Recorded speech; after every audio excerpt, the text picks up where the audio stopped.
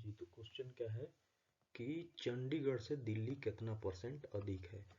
तो चंडीगढ़ रेड वाला है, इसमें पाई चार्ट में चंडीगढ़ ये रहा और दिल्ली रहा ये ब्लू वाला। तो चंडीगढ़ है कितना, चंडीगढ़ है 4%, ठीक है। और दिल्ली कितना है 44%। लेकिन ये पूछ रहा है कितना प्रतिशत बड़ा है, बड़ा मतलब कितना परसेंट अधिक है। तो ये 40% ज़्यादा है इससे, ठीक है। और इसका प्रतिशत निकालिएगा तो कितना हो जाएगा 10, यानी 1000%, ठीक है। ये वाला आंसर। अगला अगला सवाल ये है कि कितने वर्षों में बिक्री उत्पादन 90% से ऊपर रही है। तो 90% से ऊपर रही है। अब 2009 का हम लोग देख रहे हैं, तो ये उत्पादन जो है ये वाला है और बिक्री जो है ये वाला है। तो बोल रहा है कितने वर्षों में बिक्री, मतलब ये वाला उत्पादन से 90% ऊपर रही है। तो हम जो है इसमें से 90% से ऊपर होना चाहिए, तो इसमें इसको हम लोग बनाएंगे 90%। तो यहाँ से देख रहे हैं, अब मान लीजिए अगर इसको हम लोग चल रहे हैं, अगर ये इस वैल्यू में उत्पादन का अगर 90% जोड़ेंगे हम लोग तो 100% से ज़्यादा होनी चाहिए, क्योंकि 90% से ऊपर होना चाहिए। अगर ये वैल्यू 90% से प्लस है तो इसका 10% जोड़ेंगे तो ये वैल्यू इससे ज़्यादा हो जाना चाहिए, तब तो मानेंगे कि ये ज़्यादा है। अगर कम है तो नहीं जाएगा। तो देखेंगे ये इसका 90% कितना हो जाएगा 990। अब देखिए इसका 10% 110 हुआ, तो इसमें ऐड करेंगे तो ये कितना हो जाएगा 1110 हो जाएगा। 1110 हो जाएगा, ये 1110 हो जाएगा, ये नहीं होगा, 1110 हो जाएगा। तो इसका मतलब ये एक ईयर है। अगला ईयर देखिए, इससे 145 कम होगा 90%। तो ये 145 अगर इसमें से हम लोग कम करेंगे तो ये कितना हो जाएगा, देखिए 1305 हो जाएगा, ये 1310 है, ठीक है। ये इसमें अगर हम लोग 145 ऐड करेंगे तो ये 1455 हो जाएगा। इसका मतलब ये वैल्यू जो है 90% से ज़्यादा है। तो 2010 भी हो जाएगा, यानी 9 भी हो गया, 10 भी हो गया। अब देखिए यहाँ पे इसमें से 225 माइनस करने पर अगर 2000 आ रहा है, कितना आ रहा है 250 माइनस करने पर आएगा। इसका मतलब 10% से ज़्यादा माइनस करना पड़ेगा। अगर अब मान लीजिए ये 100% है कोई, तो अगर 90% से ज़्यादा वैल्यू लाना है, मान लीजिए 90% से ज़्यादा वैल्यू लाना है, तो इसमें से 10% से कम माइनस करना पड़ेगा, न कि 10% से ज़्यादा। यहाँ पे 10% अगर माइनस कर रहे हैं तो ये तो 10% माइनस कर रहे हैं, तो ये हो जाएगा 2025। ये तो ज़्यादा माइनस करना पड़ेगा, तो ये नहीं होगा। यहाँ पे 200 माइनस करेंगे यानी इसका 10%, तो ये 1800 बनेगा, ये 1750 है, तो ये भी नहीं होगा। अब देखिए ये यहाँ से अगर 150 माइनस करेंगे तो 1350 होगा, जबकि ये 1360 है, तो ये हो जाएगा। तो ये हो गया 9, 10, 11, 12 भी नहीं हुआ और 13, यानी तीन ईयर हुआ। अगला बोल रहा है 1 माइनस टेन स्क्वायर 45। तो 1 माइनस टेन स्क्वायर 45 का वैल्यू, एन टेन 45 का वैल्यू 1 का स्क्वायर तो 1, और नीचे कुछ भी हो कोई मतलब नहीं है, क्योंकि किसी नंबर से ये जीरो आ जाएगा। 1 माइनस 1 का वैल्यू कितना हो जाएगा 0, और जीरो का कुछ से भी डिवाइड करें XYZ तो लास्ट में आंसर क्या आना है, जीरो ही आना है। तो जीरो आना है, तो इसका मतलब आंसर साइन जीरो का वैल्यू जीरो, बाकी का किसी का जीरो नहीं होगा। tan 90 का भी वैल्यू अगर tan 90 का देखेंगे तो कितना हो जाएगा, साइन 90 का वैल्यू 1 और cos इसका वैल्यू 0, यानी अनडिफाइंड हो जाएगा। tan 45 का वैल्यू 1 आ जाएगा, और sec स्क्वायर 45 का वैल्यू कितना हो जाएगा 2 हो जाएगा। तो आंसर रहा ये।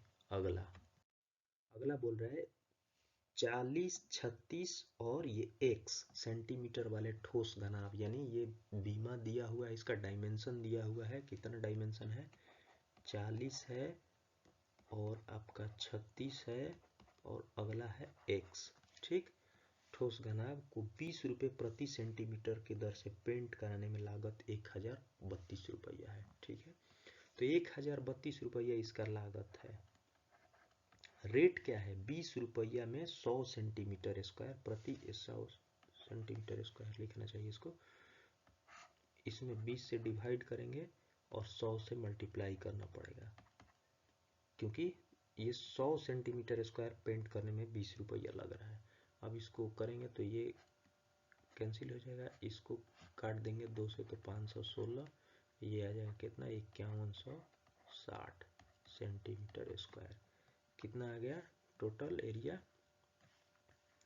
टोटल एरिया इसका कितना आ गया, इसका टोटल एरिया आ गया 5160 सेंटीमीटर स्क्वायर। अब इसका घनाभ का टोटल एरिया निकालेंगे, तो घनाभ का टोटल एरिया क्या हो जाएगा 2HL प्लस बी। अब देखिए घनाभ अगर बनाएंगे, ये ऐसा क्यों होगा, यहाँ पे बना के दिखा दे रहे हैं। मान लीजिए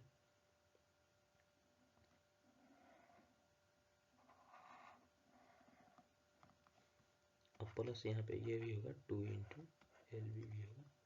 अब देखिए ये फार्मूला हो जाएगा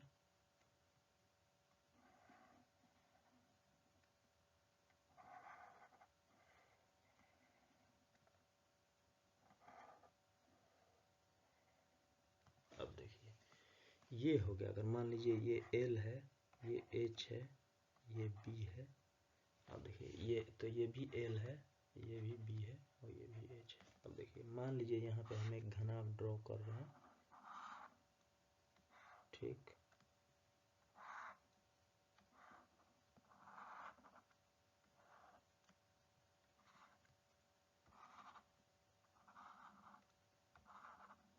अब इसका ये सरफेस और टॉप दोनों को अगर छोड़ देते हैं, कौन सा, ये सरफेस और नीचे वाला, ये नीचे वाला सरफेस और ऊपर वाला टॉप, ये दोनों को छोड़ देते हैं, और तो ये एक बन जाएगा चार दीवारी। और यहाँ से इसको अगर खोल दिया जाए तो ये ऐसा कुछ बन जाएगा, ठीक है। तो यही इसका ये चार दीवारी का ये वाला है। ये देखिए 2, इसमें कितना है देखिए, इसका अगर क्षेत्रफल निकालेंगे तो 1 2 गो L है, 2 गो B है, ठीक। तो 2 गो इसको ये टोटल अगर इसका ये एक पूरा आयत अगर बना देते हैं हम, पूरा अगर आयत बना देते इतना बड़ा, तो ये टोटल का लेंथ क्या हो जाएगा 2L प्लस 2B हो जाएगा।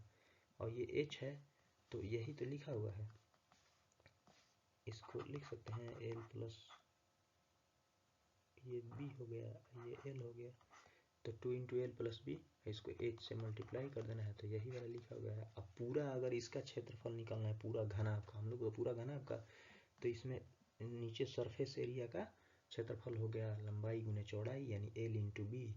तो ये सरफेस और टॉप दोनों का बराबर है, तो 2 इंटू एल बी, तो ये हो जाएगा। तो इसीलिए इसको थोड़ा हम एक्सप्लेन किए ताकि कोई कंफ्यूजन ना रहे। तो आगे हम लोग देखते हैं, अब इसको हम लोग को आगे ले चलना है। तो यहाँ पे हम लोग देखेंगे ये H तो हम लोग को निकालना है, ये 5160 हो जाएगा। अब थोड़ा हम लोग को कैलकुलेशन तरीके से करना पड़ेगा। तो 40 और 36, 40 और 36, ये L प्लस B का वैल्यू कितना हो जाएगा 76, ठीक है। H का वैल्यू हम लोग को मालूम नहीं है, ठीक है, उसको छोड़ देते हैं। इसको 2 से मल्टीप्लाई करेंगे तो कितना हो जाएगा 152, ठीक है 152। H का वैल्यू मालूम नहीं है, X है, लिख देंगे, ठीक है कोई बात नहीं। प्लस यहाँ पे प्लस ये इंटू 2 है, यहाँ पे X है, छोड़ देंगे। अब ये L इंटू बी का वैल्यू यानी LB ये वाला है, इन दोनों को मल्टीप्लाई करेंगे तो 36 में 4 से मल्टीप्लाई करना है, 36 में 4 से मल्टीप्लाई करना है, तो कितना हो जाएगा 144। कैसे करना है, तो इसका डबल करेंगे 36 का तो 72, फिर एक बार डबल करेंगे तो 144, एक जीरो लगा देंगे तो 1440 हो जाएगा। लेकिन अब देखिए एल बी का तो वैल्यू आ गया 1440, 40 में 36 से मल्टीप्लाई, फिर एक बार डबल करना है तो ये हो जाएगा 2880, ये बराबर है 5160 के। अब इस 2880 को हम लोग को लेके चलना है इधर, माइनस करने के लिए इस साइड ले आना है, ठीक। तो अब इसको हम लोग हटा देते हैं, यहाँ माइनस करेंगे या फिर इसको 5160 बनाएंगे, तब जाके ये कैंसिल होगा। तो इसको अगर मान लीजिए यहाँ माइनस करेंगे तो इसको बना देते हैं, कितना बढ़ाएंगे कि 5160 आएगा। तो पहले तो इसको 3000 करने के लिए 120 बढ़ाना पड़ेगा, फिर उसके बाद 2160 बढ़ाना पड़ेगा। इन दोनों को अगर हम लोग जोड़ देंगे तो ये 20 इसमें आ जाएगा 80, और ये 2200 कितना हो जाएगा 2280। तो ये आ जाएगा 152x बराबर कितना आ जाएगा 2280। ये इसलिए बता रहे हैं कि आप लोग का टाइम जो है वो कम लगे। अब x का वैल्यू यहाँ से निकाल लेंगे, अब इतना लिखने का भी जरूरत नहीं, यहीं से काट देंगे, ये 19 से काटेंगे तो ये 8 बार में जाएगा, 19 आठे 152 और ये 19 से काटेंगे तो 1 और ये 2 और ये 0, 19 से कम 19 और फिर यहाँ पे 3 बचेगा, ये 38 बनेगा, फिर 2 और 0 ये काट देंगे, फिर 8 से काटेंगे ये 15 हो जाएगा, तो x का वैल्यू 15 हो जाएगा, यानी ये वाला आंसर इसका आ जाएगा। अगला क्वेश्चन, अब यहाँ पे बोल रहा है कि मान लीजिए कि x वह छोटी से छोटी संख्या है, मतलब वह छोटी संख्या है जो 15, जो क्या बोल रहा है 15, 24, 32 और 48 से विभाजित करने पर शेषफल के रूप में 9 प्राप्त होता हो और 19 से भी विभाज्य हो, तो संख्या का योग निकालिए। तो जो भी वो संख्या है उसके अंकों का योग निकालना है। अब तो इसको करने के लिए अब बोल रहा है सबसे मतलब छोटी से छोटी संख्या, तो छोटी से छोटी संख्या अगर बोल रहा है इसका मतलब एलसीएम की बात कर रहा है, तो 15, 24, 32 और 48 इन सब का हम लोग को चाहिए क्या, एलसीएम। एलसीएम चाहिए, तो एलसीएम निकालना है, तो अब क्या एलसीएम निकालने लग जाएंगे, एलसीएम नहीं निकालेंगे। कैसे एलसीएम निकालेंगे, देखो यहाँ पे हम देख रहे हैं कि 24 जो है वो 48 में है, ऑलरेडी है, क्योंकि 24 को 2 से गुना करेंगे तो 48 आ जाएगा, इसको हटा देंगे इससे, इसका कोई ज़रूरत नहीं है, ठीक, एलसीएम निकालने में, ठीक, इसको कंसीडर नहीं करेंगे। अब 32 और 48 इसको देख रहे हैं हम कि इन दोनों का एलसीएम 96 आता है। कैसे, 48 का डबल कर देंगे तो 32 से कटिए जाएगा, ठीक, डबल ट्रिपल नहीं करना है, देखो 2 3 के रेशियो में है, तो इसका 6 हो जाएगा, इसमें 16 कॉमन किए थे तो 96, 96, ठीक है। अब ये 15 और 96 का हम लोग को एलसीएम चाहिए वापस से, तभी तो ये चारों संख्या का निकल जाएगा। 15 और 96 में देख रहे हैं 96 में ऑलरेडी 3 है, तो 15 क्या है 3 गुने 5, तो 3 ऑलरेडी इसमें है, तो 5 इसमें शामिल करना है, तो 96 में अगर 5 से मल्टीप्लाई कर देंगे तो हो जाएगा, 96 में 5 से मल्टीप्लाई करेंगे तो 100 मान लेंगे, 96 को और 5 से गुना कर देंगे 500, 4 ज़्यादा माने थे तो 4 5 20 कम हो जाएगा, 500 में 20 कम हो जाएगा तो 480, यानी एलसीएम आ गया हम लोग को 480, ठीक है। तो यहाँ पे एलसीएम निकल गया 480, ठीक। तो अब यहाँ पे लिख देंगे हम 15, 24, 32 और 48, इसका एलसीएम निकल गया कितना 480। अब ये एलसीएम निकल गया 480। 480 वो संख्या है जो इन संख्याओं से कट जाएगी, लेकिन बोल रहा है कटना तो चाहिए लेकिन 5 अंकों की सबसे छोटी संख्या होनी चाहिए। तो 5 अंकों की सबसे छोटी संख्या क्या है भाई, 10,000 है 5 अंकों की सबसे छोटी संख्या। तो अब बोल रहा है कि 5 अंकों की सबसे छोटी से मतलब छोटी संख्या ही होनी चाहिए, इससे कम नहीं होना चाहिए। अगर इससे एक भी कम होगा तो ये 4 अंकों की बड़ी संख्या में तब्दील हो जाएगी, तो इससे कम नहीं होगा, इससे ये होगा या इससे ज़्यादा होगा, ठीक। अब इसको 5 अंकों की सबसे छोटी संख्या के आसपास ले चलते हैं, तो 480 को हम बढ़ाएंगे इसी के मल्टीपल के फॉर्म में, तो अगर हम इसको 10 से मल्टीप्लाई करेंगे तो 4800 होता है, ठीक है। तभी नहीं 20 से मल्टीप्लाई कर देते हैं, तो इसको 20 से मल्टीप्लाई करेंगे या 2 से मल्टीप्लाई करते हैं पहले, 960, अभी मल्टीपल में ही जा रहा है, ठीक है। चलो अब इसको आसपास ले जाने के लिए एक जीरो और बढ़ा देते हैं, यानी ये 20 गुना हुआ, ठीक, 9600, एक बार तो पास गया, कितना 10,000 के आसपास गया ना, फिर इसमें एक 480 और जोड़ देते हैं, यानी एक 480 और जोड़ेंगे तो 9600 400 10,000, यानी 10,000 10,080 आ गया फाइनली, यानी 10,080। अब जो है इसी के आसपास कोई 5 अंकों में चला गया, ये इसी के आसपास कोई नंबर होगा, लेकिन बोल रहा है ये तो 10,080 वो नंबर आया जो इन संख्याओं से 5 अंकों की सबसे छोटी संख्या है जो ये कट जाएगी। ये तो 5 अंकों की सबसे छोटी संख्या नहीं थी, ये तो 3 अंकों की सबसे छोटी संख्या थी जो इससे कटेगा। तो अब इसको हम लोग बोलेंगे कि इससे विभाजित करने पर शेषफल के रूप में 9 भी प्राप्त होना चाहिए, ठीक है। तो इसमें 9 भी प्राप्त होना चाहिए, तो इसमें अगर 9 जोड़ देंगे तो 9 प्राप्त होने लगेगा, लेकिन ये बोल रहा है ये 19 से विभाज्य भी होना चाहिए। चलो तो पहले इसको 19 से विभाज्य करके देख लेते हैं, तो 19 5 कितना हो जाएगा 95, यानी 5, ये 58 बना, फिर एक बार में 57, मतलब ये 58 बन गया तो ये 3 बार में जाएगा 57, फिर 1, यानी 10 शेष बच जाता है। 10 शेष जो है 9 जोड़ देते हैं तो यानी हो जाएगा। यानी अगर ये 9 जोड़ देंगे तो 10,089 जो संख्या है ये 19 से डिविजिबल है। तो डिविजिबल है। अब इसको ऐड कर देंगे, यही संख्या है एग्जैक्ट, तो इसको ऐड कर देंगे तो क्या हो जाएगा, देखो इसको ऐड कर देंगे तो 9 आ जाएगा। ठीक, अब जो है बात रहा कि आंसर क्या होगा इसका, तो आंसर हो जाएगा इसका कितना, 9, 8 1 9 और 9 18, तो आंसर हो जाएगा 18। अगला बोल रहा है 3600 रुपये की राशि 4% वार्षिक साधारण ब्याज की दर से 1 वर्ष और 3 महीने के लिए निवेश की जाती है, तो मिश्रधन के रूप में क्या होगा। पहला नंबर देखिए, ये ऑप्शन से भी बन सकता है। मिश्रधन पूछा है तो मूलधन पहले ही 3600 रुपया है। अब जब इस पे ब्याज मिलेगा तो कुछ ब्याज मिलेगा तो 3600 से ज़्यादा ही ना आंसर होगा, तो 3600 से कम, 3600 से कम, 3600 से कम, एक ही आंसर है 3780। आंसर तो यही होगा, लेकिन मान लीजिए अगर बनाना हो, सब 3600 से ज़्यादा दिया हो, तब कैसे निकालेंगे। देखिए ये एक वर्ष में तो 4% तो ब्याज मिलेगा ही।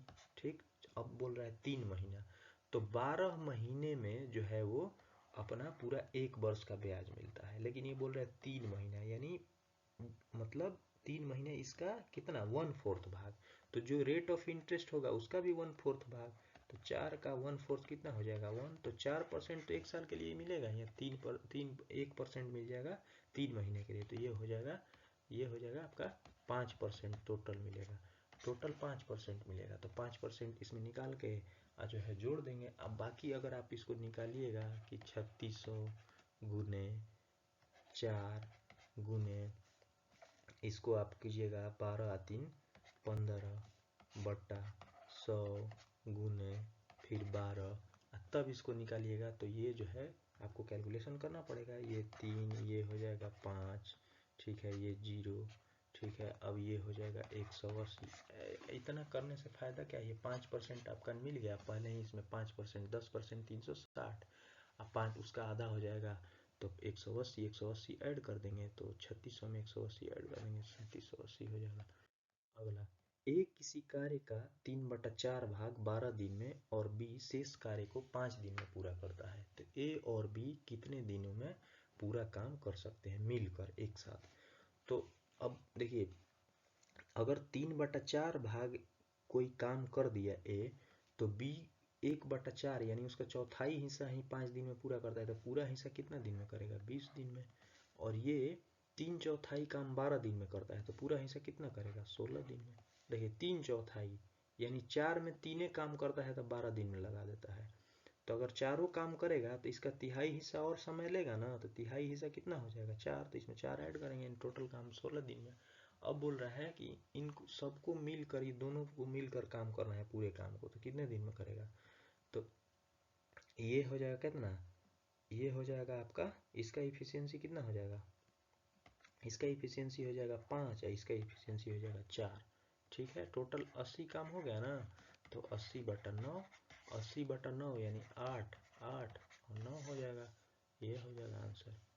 अगला, एक दुकानदार अपने सामान के मुद्रित मूल्य पर 10% की छूट देता है और इस प्रकार 20% का लाभ प्राप्त करता है, तो ये कप मूल्य नहीं है, क्रय मूल्य है, तो क्रय मूल्य और वस्तु के मुद्रित मूल्य के बीच का अनुपात क्या होगा। अब बोल रहा है कि एक दुकानदार अपने सामान के मुद्रित मूल्य पर 10% छूट देना चाहता है और वो इस प्रकार 20% लाभ भी प्राप्त करना चाहता है, तो दोनों का अनुपात क्या रखना होगा। तो मान लीजिए कि अगर वो अपना 100% उसका कोई क्रय मूल्य हो, मान के लीजिए 100% कोई अपने आप में नंबर होगा ही जो क्रय मूल्य रखेगा, वो मतलब जिस पे खरीदेगा। अब उस पे बोल रहा है इसको 20% लाभ भी चाहिए, तो पहले 120 इसको दिलवा देते हैं 120%।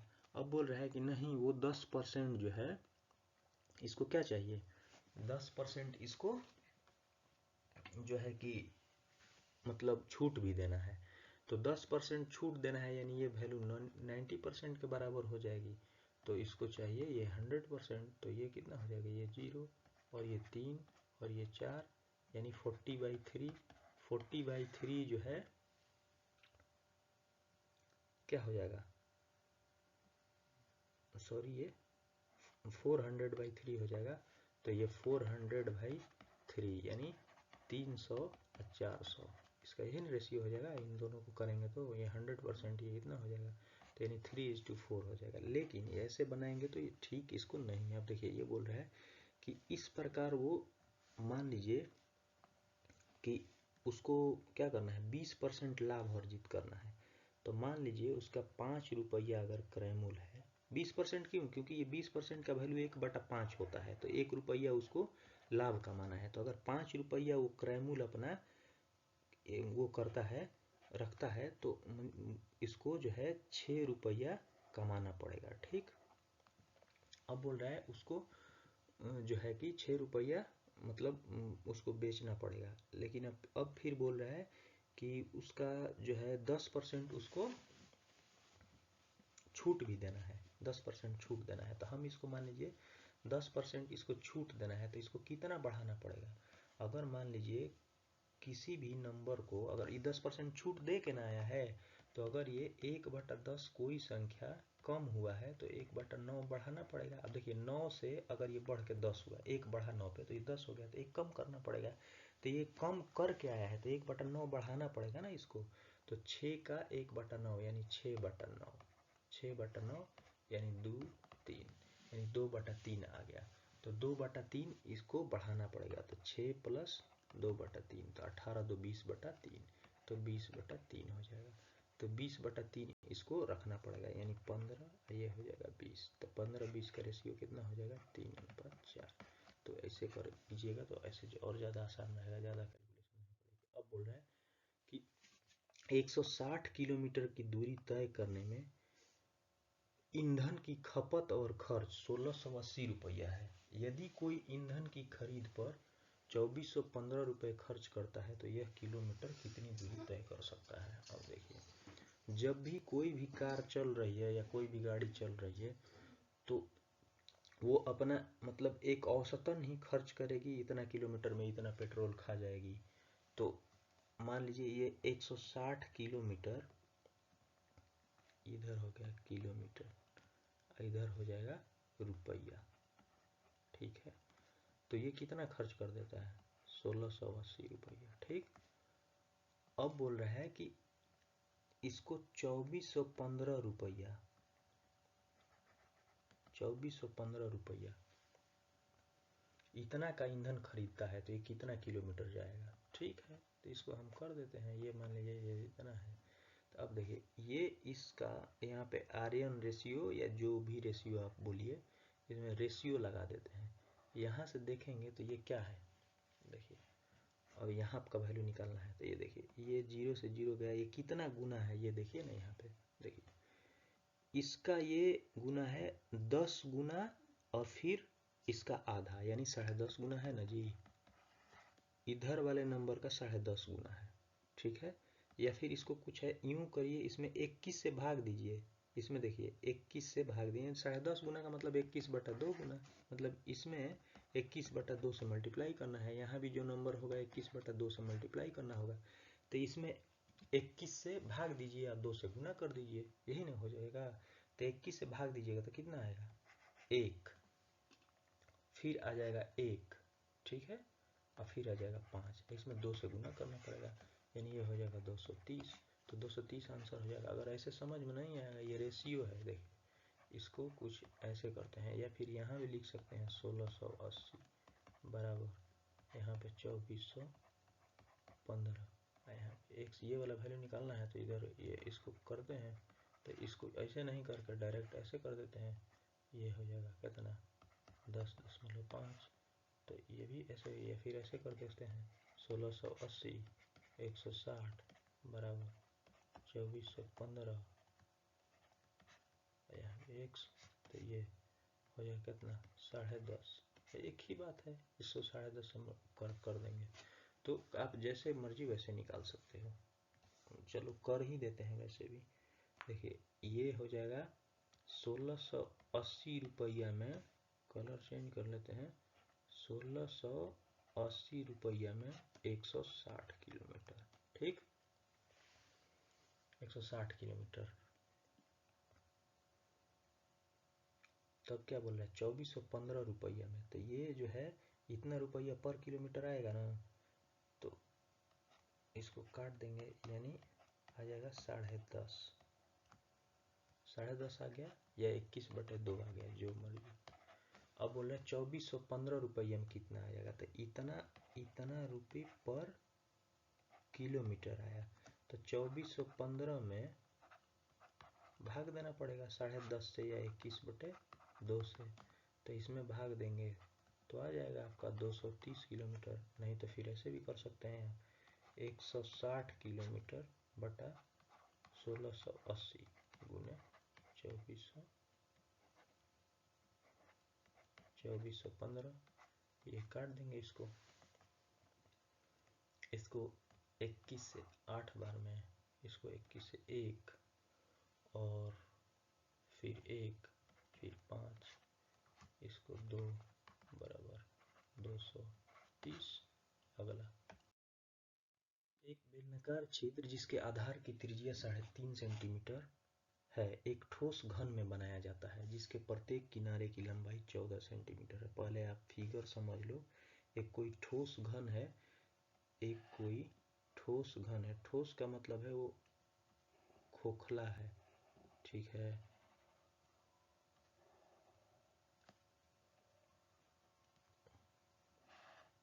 ठीक है, ये कोई एक ठोस घन है,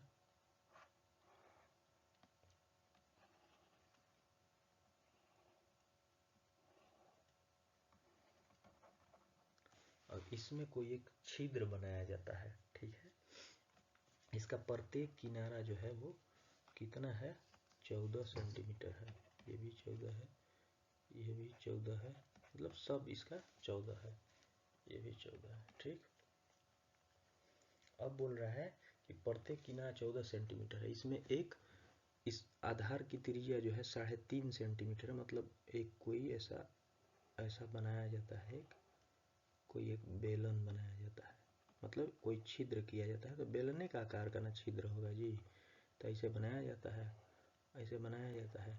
अब इसका रेडियस जो है वो कितना है, 3.5 सेंटीमीटर। ठीक, तो बोल रहा है जो भी इससे नया पिंड का निर्माण हुआ उसका पृष्ठीय क्षेत्रफल निकालिए। तो सबसे पहले अगर हम इसका पृष्ठीय क्षेत्रफल निकालेंगे, पूरा पिंड का क्षेत्रफल निकालेंगे, तो ये पूरा घन का पृष्ठीय क्षेत्रफल यानी संपूर्ण पृष्ठीय क्षेत्रफल, टोटल सरफेस एरिया प्लस जो है इस बेलन का टोटल सरफेस एरिया नहीं, वक्र पृष्ठीय क्षेत्रफल एरिया, ठीक है।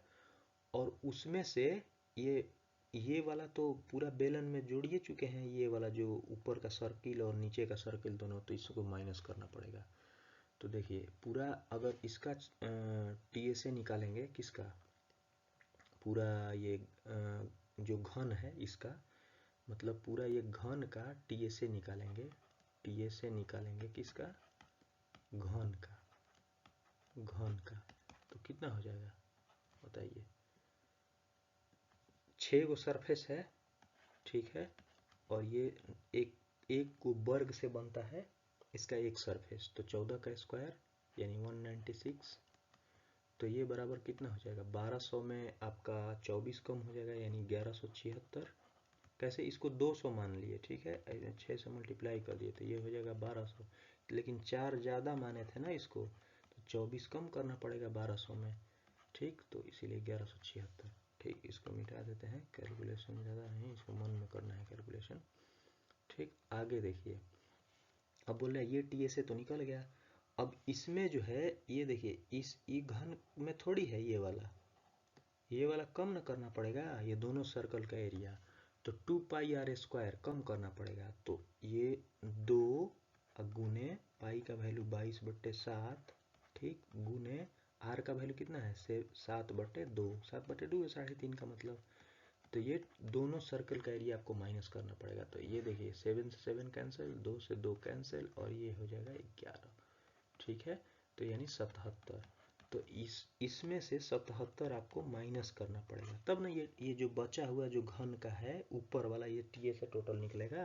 अब ये TSA नहीं है, ये TSA ना है, ठीक। तो ये अब इसका जो है कि माइनस करेंगे तो ये 76 गया और ये 1100 में एक कम हो जाएगा, यानी 1099 बच गया, ठीक है। अब देखिए जो ये छेद बचा तो इसमें से भी ये एरिया, ये जो अंदर वाले एरिया भी तो है, इसका अंदर वाला सरफेस एरिया, तो यानी बेलन का वक्र पृष्ठ क्षेत्रफल आपको निकाल के ऐड करना पड़ेगा। तो इसमें कितना ऐड करना पड़ेगा, 2πr और h, ठीक। तो 2πr/h ऐड करना पड़ेगा, यानी 2 गुने 22/7 गुने r का वैल्यू 7/2, h का वैल्यू कितना है, पूरा ऊपर से नीचे तक 14 हो जाएगा, ये इसी में छेद हुआ है तो, ठीक। ये 7 गुने 2 हो जाएगा 14, ये कट जाएगा, और 22 154, 154 गुने 2 बराबर 308। अब इसमें ऐड करना पड़ेगा, तो यानी ये ऐड करेंगे तो कितना हो जाएगा, 1099 जोड़ 308। इस एक को इसमें से एक को इसमें दे देंगे, 1100 हो जाएगा, 1100 और 300 1400, 1407 हो जाएगा, 7 बच जाएगा 8 का। तो आंसर हो गया ये, ठीक।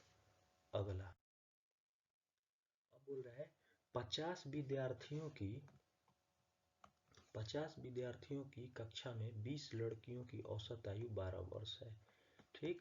जबकि पूरी कक्षा की औसत आयु 15 वर्ष है, तो कक्षा में लड़कों की आयु कितनी होगी, ठीक। अब देखते हैं,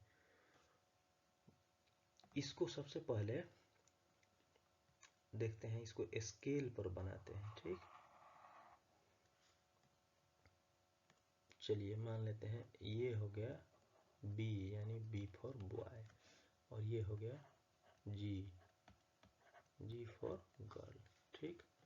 और यहाँ पे ये बीच में हो गया स्टूडेंट। अब ये कक्षा में स्टूडेंट में तो दो ही लोग रहेंगे, बॉय और गर्ल। तो अब यहाँ पे ये इनकी संख्या कितनी है, 50, ठीक। इनकी संख्या कितनी है, 50 है स्टूडेंट की संख्या। अब बोल रहा है 20 लड़कियों की औसत आयु, यानी ये कितना है, लड़कियों की संख्या 20, ठीक। तो ऑटोमेटिक ये लड़का कितना हो गया, बाकी जो बचा लड़के ना है जी, तो 30 हो गया, ठीक। अब बोल रहा है नीचे जो है इसका आयु लिखेंगे, पूरा जो है कक्षा का औसत आयु कितना है, 15 वर्ष है, ठीक है। और लड़कियों की औसत आयु कितनी है, 12 साल है, ठीक। अब यहाँ पे लड़का और लड़की का जो है कि लड़का और लड़की का जो अनुपात देखेंगे तो कितना है, 3:2 है, यानी अगर 3 गो लड़का है तो 2 गो लड़की है। तो ये जो रेशियो जो होता है, अब यहाँ देखते हैं यहाँ कितना का गैप है, 3। तो जो ये वाला जो है ये इधर आता है, मतलब इस वैल्यू इसके बराबर, तो ये वाला वैल्यू इसके बराबर होगा, यानी यहाँ पे जो गैप होगा, तो यानी यहाँ 2 का गैप होगा, यहाँ 3 का गैप है।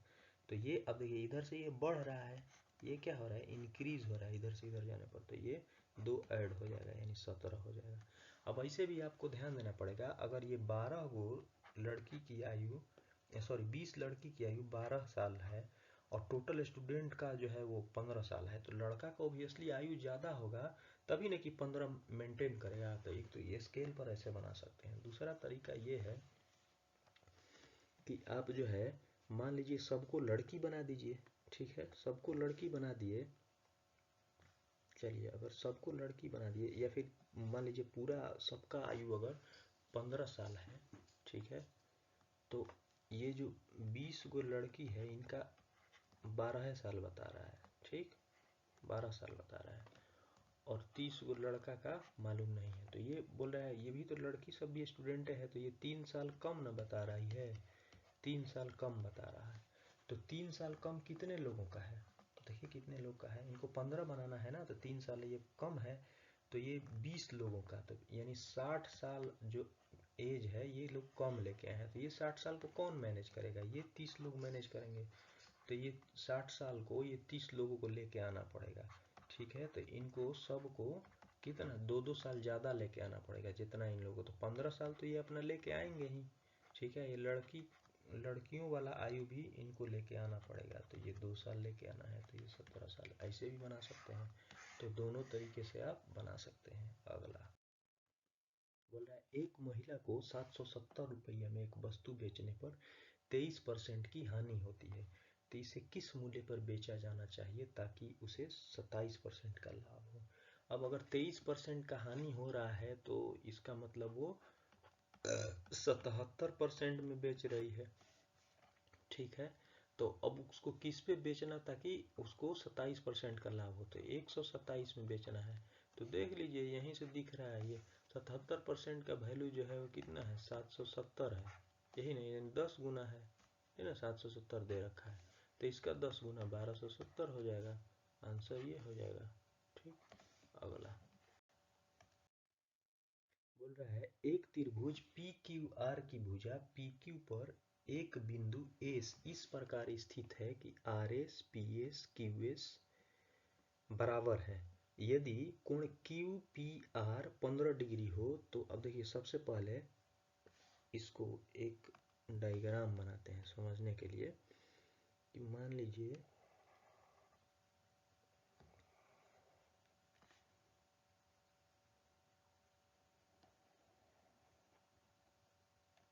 अब देखिए ये एक ट्रायंगल है, अब बोल रहा है पी क्यू आर एक ट्रायंगल है।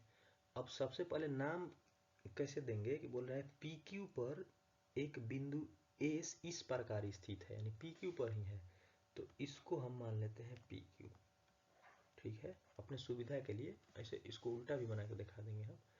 अब बोल रहा है पी क्यू पर एक बिंदु एस इस प्रकार स्थित है कि आर एस बराबर पी एस, ये आर हो गया, आर एस बराबर पी एस बराबर क्यू एस, यानी ये जो है इसको विभाजित कर रही है आधे भाग में, तब ना बराबर होगा। अगर एस यहाँ होगा तो पी एस बराबर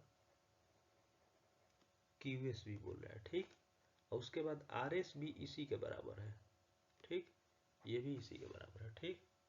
अब बोल रहा है आगे कि कोण क्यू पी आर, कोण क्यू पी और आर यानी इस एंगल की बात कर रहा है, ये वाला angle Q P R 15 degree है, ये जो है 15 डिग्री है, ठीक, 15 डिग्री है। तो इसका वैल्यू निकालना है, तो जब ये 15 डिग्री, तो ये वाला साइड और ये साइड आपस में बराबर है, तो जब ये दोनों बराबर है तो इन दोनों का आधार पर का भी कोण बराबर होगा। इसके आमने सामने का कोण, मतलब इसके सामने का कोण और इसके सामने का कोण बराबर होगा, ठीक। जैसे समद्विबाहु त्रिभुज का होता है, अगर ये दोनों भुजा बराबर होता है तो ये वाला कोण आपस में बराबर होगा, तो उसी तरह ये भी 15 डिग्री का होगा तब। और जब ये 15 डिग्री का हो गया तो ये त्रिभुज पी, यहाँ देखिए त्रिभुज पी एस और आर, त्रिभुज पी एस आर में अगर देखा जाए तो 180 डिग्री सम होगा, तो यानी ये जो एस बराबर ये जो कोण एस है, कोण पी एस आर, यानी यहाँ से क्या हो जाएगा, कोण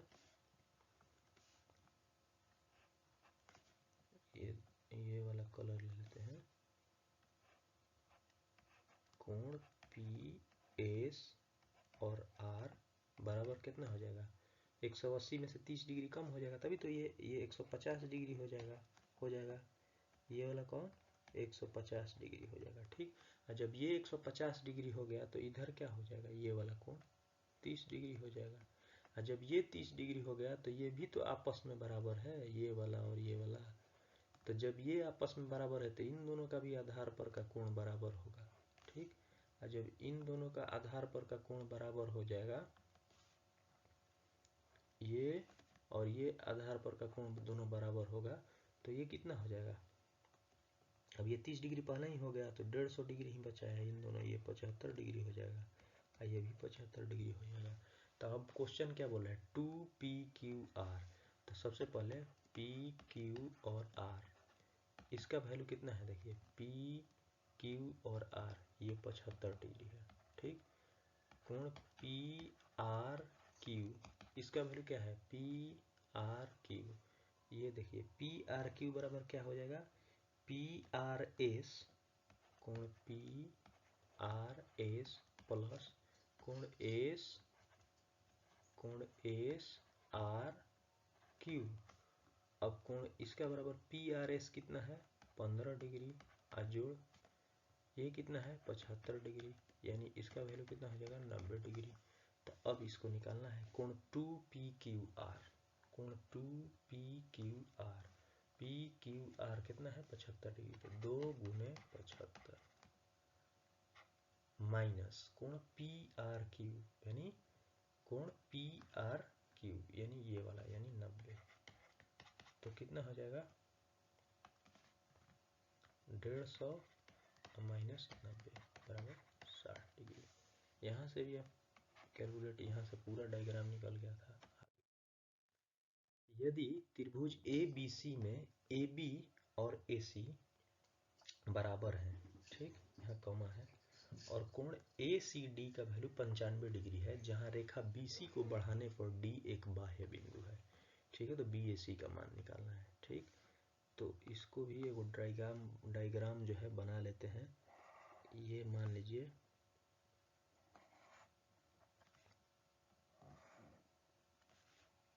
ये हो जाएगा A B और ये हो जाएगा C।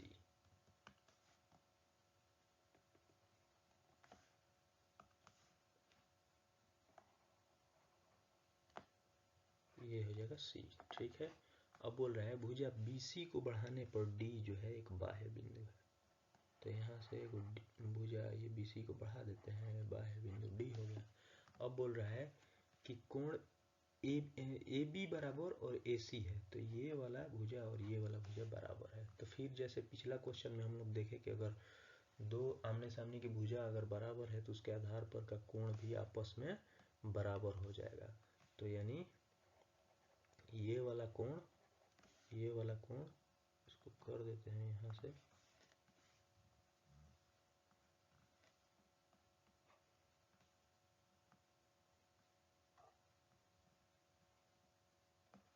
कहाँ गया कर्सर, यानी ये वाला कोण और ये वाला कोण, ये दोनों आपस में बराबर होगा, ये दोनों आपस में बराबर होगा। अब बोल रहा है कोण ACD, यानी AC और D, यानी ये वाला कोण की बात कर रहा है, ये वाला कोण का वैल्यू दिया हुआ है 95 डिग्री। और जब ये 95 डिग्री, तो ये BD यानी ये C पर बना है, तो ये टोटल कोण का वैल्यू 180 होगा। तो ये वाला जो इस ट्रायंगल में C जो है, यानी जो ये वाला कोण, इसका मान कितना हो जाएगा, इसका वैल्यू हो जाएगा 85 डिग्री। तभी तो ये दोनों को ऐड करेंगे तो 180 होगा। जब ये 85 तो ये भी 85, ठीक। जब ये 85 तो ये कितना हो जाएगा, 10 डिग्री, तभी तो 180 हो जाएगा। तो ये 10 डिग्री आंसर हो जाएगा इसका 10 डिग्री आंसर होगा। अब अगला क्वेश्चन